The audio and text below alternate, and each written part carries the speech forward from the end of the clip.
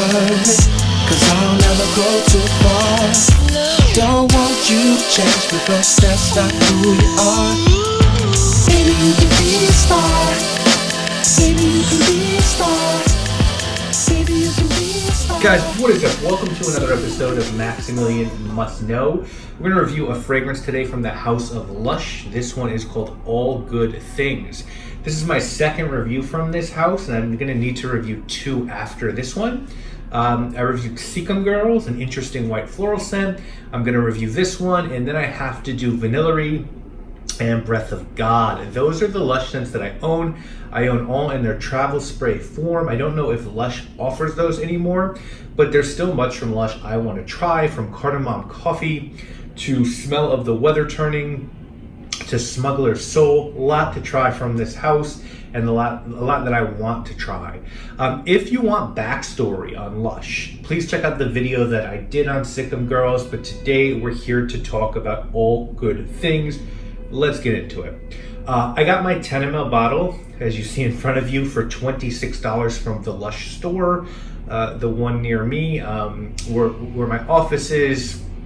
I think it's on 61st and Lex. It was $26, as I said. I don't think these are available anymore, and it looks like the prices now for this fragrance are $60 for 30 ml or $120 for 100 ml. This one was released in 2014, and the notes on it are rose, cedar, tonka bean, juniper, citruses, coumarin, and star anise. Very simple presentation in the travel spray. It literally just says All Good Things.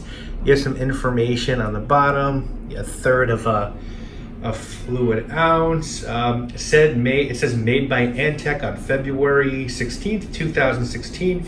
Used by February 16th, 2020. So, got a little bit of time before this one officially expires.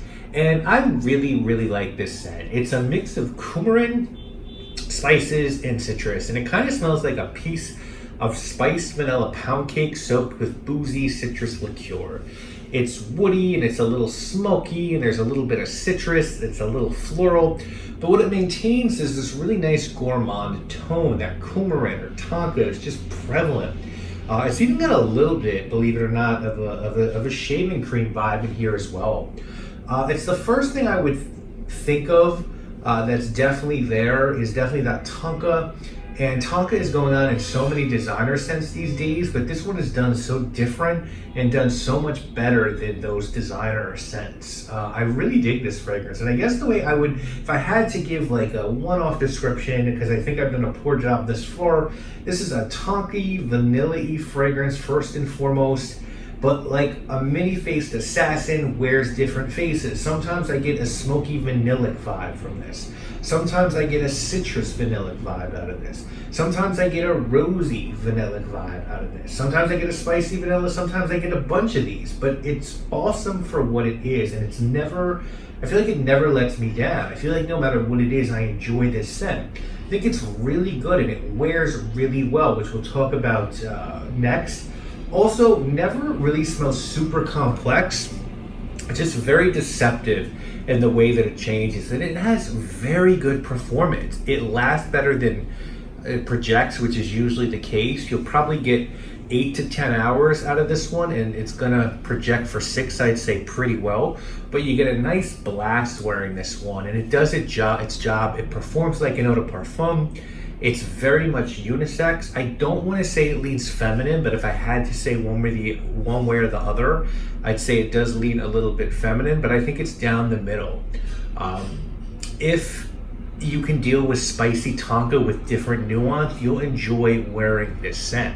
Now, in regards to how to wear it, I feel like it works in 3 seasons. I feel like you can do this in spring evenings, fall all day, all evening, winter all day, all evening. I think this is one you want to wear on a date night or a night out. I think it has this coziness to it and this almost seductive quality.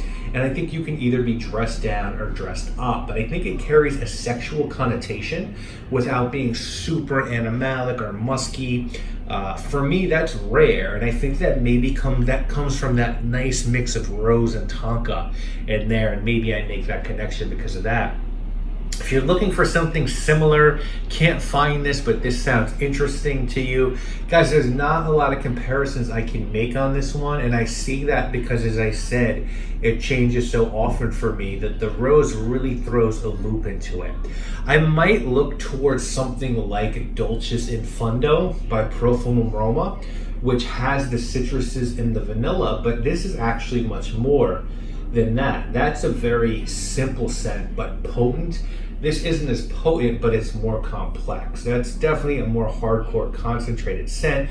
This is wispier, more airy, and way more nuanced. Here's what I'd say about this one. If you ever check it out, which I recommend you do, and we'll talk more about that in the summation, you'll smell this and go, oh, this is like, and then you'll smell it 20 minutes later and it won't.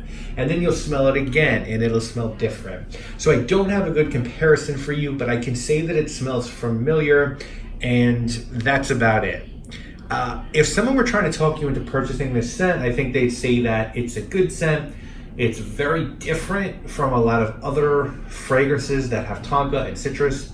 It's fun, a little bit of a transformer. It's got that transformer vibe to it. It's certainly unisex, and it's very versatile. I think on the flip side, if someone were trying to get you to skip this, they'd say maybe a little hard to get or sample, so you have to buy this or get to a Lush boutique, and it's not super cheap. It's not one of these cheapies you could just blind buy and not worry about. I'm giving this a solid 8 out of 10. I think it's an excellent unisex scent that wears many faces and blends in different ways. Sort of the Arya Stark of the fragrance game after she got her faceless man training. And and in the right situation for you, maybe it just drops the dagger and slays the Night King. Spoilers behind. Seriously though, really solid scent that can work in a ton of different situations. Good performer, smells natural, performs well under the radar. Really hate on this one. A little pricey for what it is, but sometimes that comes with the territory, and it's certainly better than so much of the designer sludge that populates the shelves nowadays. More importantly, guys, give places like Lush and L'Occitane and those spots that you just don't think are gonna have great fragrances, give them a shot. Don't be confined to what you see online or what's at department stores. Lots of shops that you wouldn't think of that sell fragrances do, and you really might find some gems if you dig enough. So guys, that is my review on All Good Things by Lush. I would love to know if anyone's tried this, if they think I've hit this one on the money or they disagree about what this smells like. Definitely drop a comment.